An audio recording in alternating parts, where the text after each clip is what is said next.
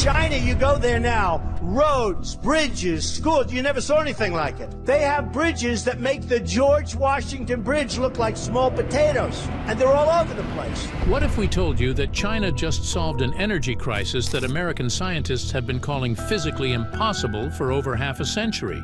What if, while the United States was busy patting itself on the back for being the world's energy superpower, Chinese engineers were quietly building something so revolutionary, so audacious, that it could render every nuclear power plant in the West obsolete within a decade? This isn't about basic solar panels. America already made it one of the cheapest, most reliable sources of energy in almost all of its states. And we're not talking about wind turbines either. This is something far more powerful and far more game-changing than anything the world has seen since the Manhattan Project of World War II. The Genesis. But this story dates back even further. Between 1958 and 2006, China completed the construction of the Qinghai-Tibet Railway, or Qingzhang Railway. Today, with more than 600 miles of track being more than 13,000 feet above sea level, it's the highest railway line in the world. Passenger trains now run from Beijing, Chengdu, Chongqing, Guangzhou, Shanghai, Xining, and Lanzhou, and can carry between 800 and 1,000 passengers during peak season. Of course, building such an edifice was no easy task, and there were bottlenecks that engineers had to work around.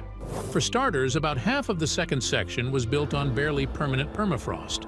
In the summer, the uppermost layer thaws, and the ground becomes muddy. The heat from the trains passing above can melt the permafrost even with a small change in temperature. The permafrost's weakness is the main issue. For areas of permafrost that aren't very fragile, an embankment of large rocks could do. However, in the most fragile areas, the rail bed must be elevated like a bridge. The engineers dealt with this problem in the areas of weakest permafrost by building elevated tracks with pile-driven foundations sunk deep into the ground. Just like the Trans-Alaska Pipeline system, portions of the track are also passively cooled with ammonia-based heat exchangers. This sounds very mind-blowing, but trust us when we say that this newest invention dwarfs anything China's made before. Energy for the future. Very recently, deep in the barren expanse of China's Gobi Desert, a team of 750 scientists achieved what America's top nuclear physicists declared was a fantasy, a pipe dream that defied the laws of physics and economics. They fired up the world's first commercially viable thorium molten salt reactor, and after a couple of test runs, it now works perfectly. No meltdowns, no radiation leaks, no catastrophic failures. Just clean, limitless energy that could power entire cities for pennies on the dollar. Even better, this reactor runs using a fuel so abundant that China has enough of it buried in their soil to power the entire planet for the next 1,000 years. When the news broke, the silence from Washington was deafening. The U.S. Department of Energy, an institution that has billions on failed nuclear projects over the past 2 decades, quietly issued a one-paragraph statement acknowledging China's achievement. MIT professors who had publicly mocked China's thorium ambitions suddenly started retracting their papers. Energy consultants who'd built entire careers insisting thorium reactors were 50 years away went radio silent on social media. And President Donald Trump?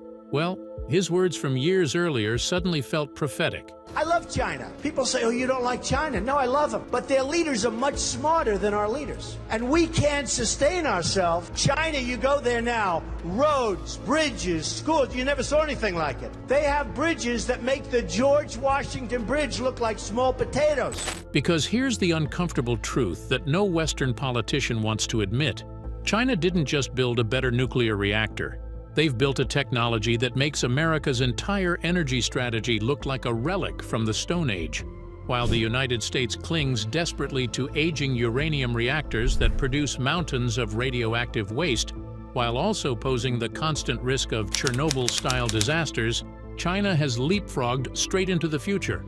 But away from politics, why does this matter for all of us?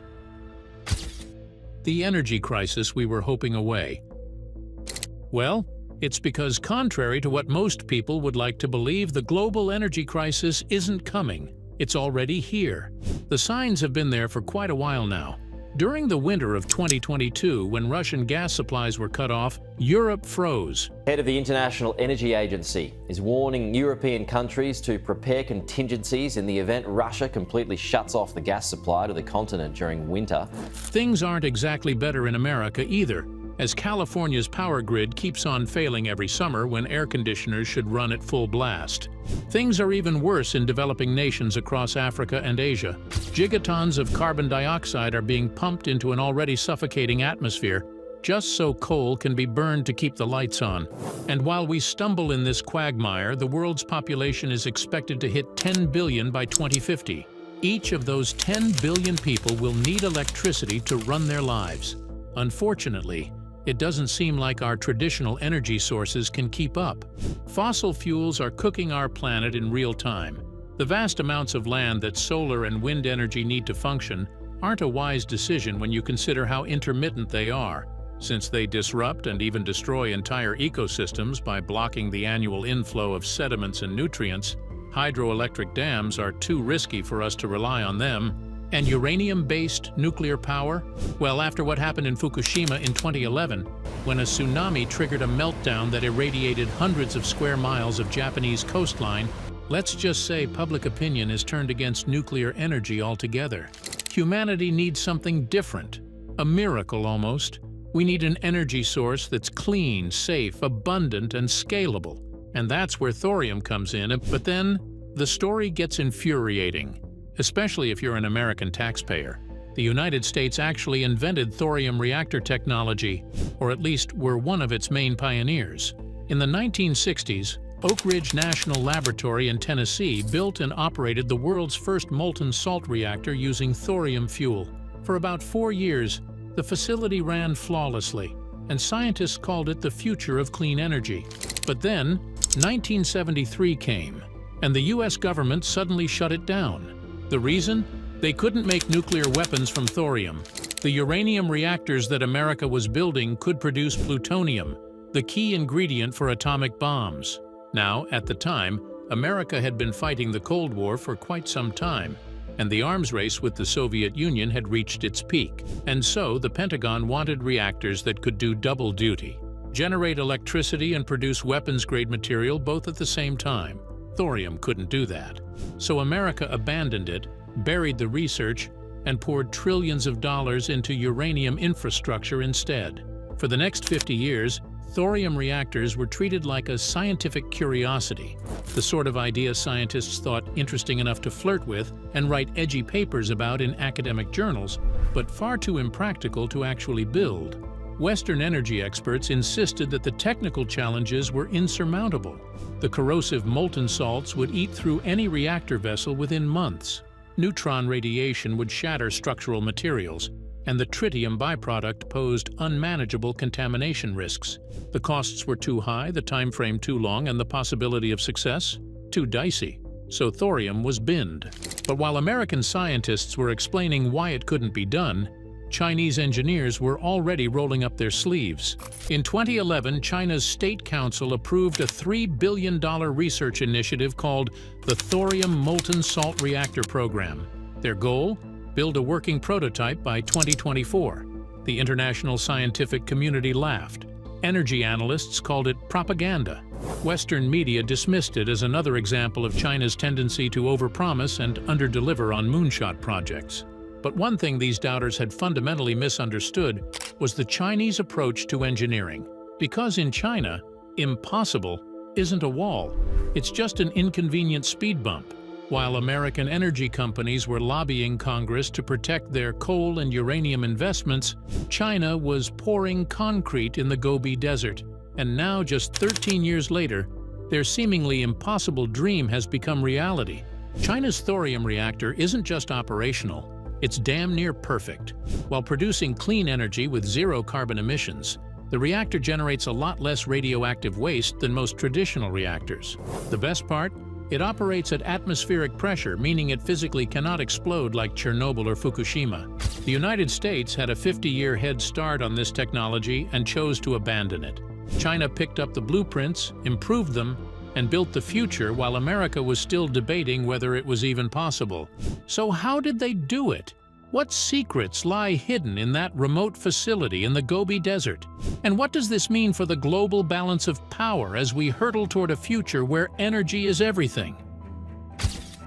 Why they left it. Now, before we go on, it's very important that we get one thing right. When America said thorium reactors were impossible, they weren't just being dramatic or trying to gatekeep some secret technology out of spite. Their fears were actually born out of genuine concerns. There were 3 real catastrophic engineering problems that had stumped the brightest minds in nuclear physics for over half a century. And somehow, China managed to surmount all of them. But before we dive into how they did it, you need to understand exactly what made thorium reactors such a nightmare to build. Because once you grasp the scale of these challenges, China's achievement becomes even more jaw-dropping. The first problem was the issue of the heat. Imagine trying to work with a liquid so corrosive, so violently reactive, that it eats through steel like acid through paper. Heating that sort of liquid to 700 degrees Celsius would easily turn lead into vapor. That's the environment inside a thorium molten salt reactor. The problem is many traditional reactors use solid uranium pellets, but thorium reactors need a bubbling, churning mixture of thorium dissolved in molten fluoride salts. That way, the liquid fuel can flow continuously through the reactor core, absorbing neutrons, generating heat, and producing energy. To be fair, it does sound really elegant, except for one tiny problem. Molten fluoride salts are among the most corrosive substances known to science. At 700 degrees Celsius, these salts won't just corrode metal, they'll annihilate it. That level of heat means they can penetrate microscopic grain boundaries in steel alloys, cause catastrophic embrittlement, and trigger a process called tellurium cracking that can shatter reactor walls from the inside out. In the 1960s, when Oak Ridge National Laboratory was running their experimental thorium reactor, they discovered that conventional stainless steel lasted about 6 months before the reactor vessel walls started to fail. Even the most advanced nickel-based superalloys of the era, Hastelloy N, Inconel, and Haynes alloys, could only survive for about 4 years before they needed to be replaced. 4 years. Sounds like quite a while. But then you consider that a commercial nuclear power plant needs to operate continuously for at least 30 years for it to be economically viable. Replacing the entire reactor core every 4 years would cost hundreds of millions of dollars. That's just an act of financial suicide. American metallurgists tried everything. They experimented with dozens of alloy compositions, tested ceramic coatings, and explored exotic materials like molybdenum and tantalum. Nothing worked long-term. By the 1980s, the consensus was clear. There is no material on Earth that can withstand 700 degrees Celsius molten fluoride salts for 3 decades without catastrophic failure. And the troubles didn't end here. If molten salt corrosion was the first circle of hell, neutron radiation damage was the second. Inside a nuclear reactor core, billions of neutrons are constantly flying around at nearly the speed of light, smashing into everything in their path. When a neutron hits an atom in the reactor's structural material, it doesn't just bounce off. It embeds itself deep inside the atomic lattice, displacing other atoms and creating microscopic defects. Over time, these defects accumulate. The metal becomes brittle, cracks form. Before long, structural integrity collapses. This process is called neutron embrittlement, and it's one of the biggest reasons why traditional uranium reactors have a limited lifespan. After 40 years of neutron bombardment, even the toughest steel becomes as fragile as glass. But if you thought molten salt corrosion and neutron embrittlement were bad, there's a third nightmare: tritium. Tritium is a rare isotope of hydrogen. It's produced as a byproduct in thorium reactors when neutrons interact with lithium atoms in the molten salt coolant. And here's the problem: tritium is incredibly difficult to contain. Many other radioactive elements are heavy and easy to shield, but not tritium. It's the lightest radioactive substance in existence. Chemically, it acts just like regular hydrogen, which means it can bond with oxygen to form radioactive water. And since tritium is so small and light, it can diffuse through solid metal walls, passing straight through steel like a ghost walking through a wall. This is called tritium permeation, and it's terrifying. If tritium were to escape from the reactor, the fallout would be terrible. Of course, the immediate sufferers would be the workers at the facility who'd be exposed to dangerous levels of radiation. Then groundwater would quickly get contaminated, and that would poison ecosystems. Even trace amounts of tritium contamination can render an entire facility uninhabitable for decades. This isn't some theoretical possibility. Japan has been a victim of this when they attempted to build an experimental fusion reactor that produced tritium as a byproduct. Despite using triple-layered containment barriers and advanced ceramic coatings, tritium leakage exceeded safe limits within the first year of operation. The project was eventually abandoned after billions in losses. American nuclear engineers studied the Japanese failure extensively and concluded that tritium containment in a molten salt environment was an unsolvable problem. So essentially, if you were to build a working thorium molten salt reactor, you'd have to solve three nearly impossible problems at the same time. First, invent a material that can survive 700 degrees Celsius molten salt for decades. Then stop neutron radiation from shattering that material. And finally, contain tritium, a radioactive gas that slips through solid metal without leaking. Oh, and you'd have to do all this while keeping costs competitive with coal, natural gas, and traditional uranium reactors. In that case, we can't really blame everyone else for chickening out. But somehow, China managed to solve all of these problems. Completely, definitively. The main advantage they had was with location. The site for the reactor, near remote Wuwei City on the edge of the Gobi Desert, was chosen for multiple reasons. The first was its total isolation. Here, they could work in complete singleness of mind. The region was also seismically stable, meaning that there had been no major earthquakes there on record. Also, the region had access to underground aquifers, and in the event that there was a catastrophic leak, the radioactive contamination would be contained in the desert. Oh, and this thorium molten salt reactor doesn't require any water at all. Most conventional nuclear power plants depend on large volumes of cooling water, and that makes them vulnerable to droughts and heat waves. The philosophy behind this billion-dollar project was crystal clear. Pick the smartest people, give them unlimited resources, remove bureaucracy, and demand results. America had given up on thorium research in the 70s. Now China was quietly translating every Oak Ridge report, studying every failure, and preparing to improve on it. Turns out they did. To overcome the corrosion, researchers redesigned the alloy atom by atom, adding titanium, boosting molybdenum, introducing niobium, and refining purity to an extraordinary 99.97%. After 3 years of testing thousands of samples under electron microscopes and spectrometers, they'd finally created a superalloy that can survive molten salt for over 30 years. It reduced corrosion by 87% and virtually eliminated any cracking. For the reactor's graphite moderator, instead of using graphite blocks, engineers packed the core with 60,000 silicon carbide-coated graphite spheres, each of them about the size of a tennis ball. Molten salt flows between them, creating a naturally self-regulating neutron environment. When the temperature rises, the salt expands, reducing neutron absorption and slowing the reaction without any control rods. Next, a freeze plug failsafe would melt if overheated and drain the fuel into underground tanks. This design meant that a meltdown was physically impossible. Then, before loading real fuel, scientists used a powerful supercomputer to build a full digital twin of the entire reactor system. They modeled every pipe, valve, weld, and component in extreme detail. The team simulated failures ranging from cooling malfunctions to earthquakes and deliberate attacks. In total, they ran 1 billion hours of virtual tests, equal to around 114,000 years of reactor operation. That way, they'd simulated every possibility there was, and the result was a fully operational reactor that just weeks ago became fully operational. But far from this is far from just being a win for China. This is a win for the future of humanity.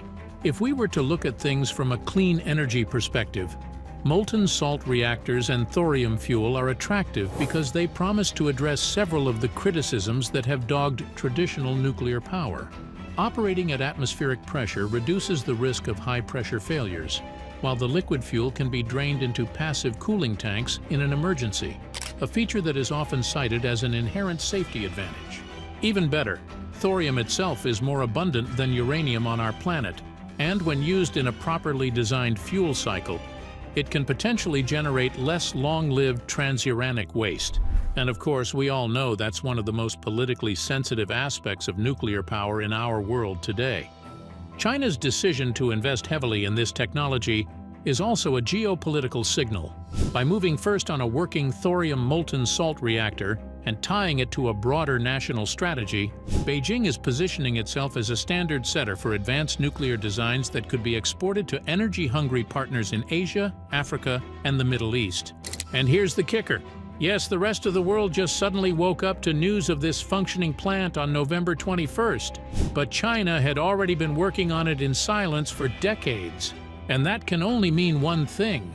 Chinese engineers have been quietly building up operational experience that other countries lack, and that experience would translate into commercial advantage once these molten salt reactors move from demonstration to deployment. Of course, if that happens, then it means that the thorium project isn't just a scientific experiment, but part of a larger effort by China's energy planners to dominate the next wave of nuclear technology in the same way the country has already come to dominate solar manufacturing. But even if things still go left, China has to be applauded for at least getting this idea off the ground. Their philosophy of building things first, then improving on them later, is definitely something the Western world powers must swallow their pride and begin to emulate. Thanks for watching. See you in the next one.